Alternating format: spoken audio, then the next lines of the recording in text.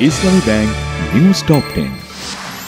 বেতন ভাতা বৃদ্ধির দাবিতে রেলওয়ে রানিং স্টাফদের কর্মবিরতি, সারা দেশে ট্রেন চলাচল বন্ধ, যাত্রীদের দুর্ভোগ। রেলপথ উপদেষ্টা বলেছেন, যাত্রীদের জিম্মি করে দাবি আদায় অযৌক্তিক, বাধ্য করে দাবি আদায়ের চেষ্টা করলে ব্যবস্থার হুঁশিয়ারি। রেলযাত্রীদের সেবা অব্যাহত রাখতে বিভিন্ন গন্তব্যে বিআরটিসির বাস চালু। বিএনপি মহাসচিব মির্জা ফখরুল ইসলাম আলমগীরের সাথে ব্রাজিলের রাষ্ট্রদূতের সাক্ষাৎ।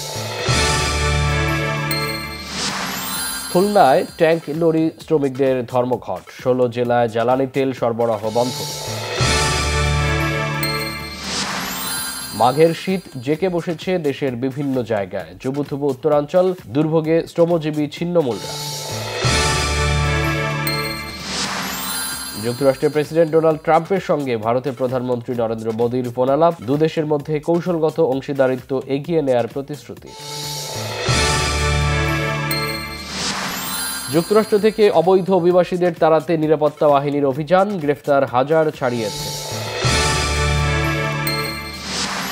ওয়েস্ট ইন্ডিজের কাছে বড় পরাজয়ে টি-20 সিরিজ শুরু করল বাংলাদেশের মেয়েরা। শেষ হচ্ছে নেইমারের সৌদি আরব অধ্যায়, আল হিলালের সঙ্গে চুক্তি বাতিল করেছেন ব্রাজিল সুপারস্টার।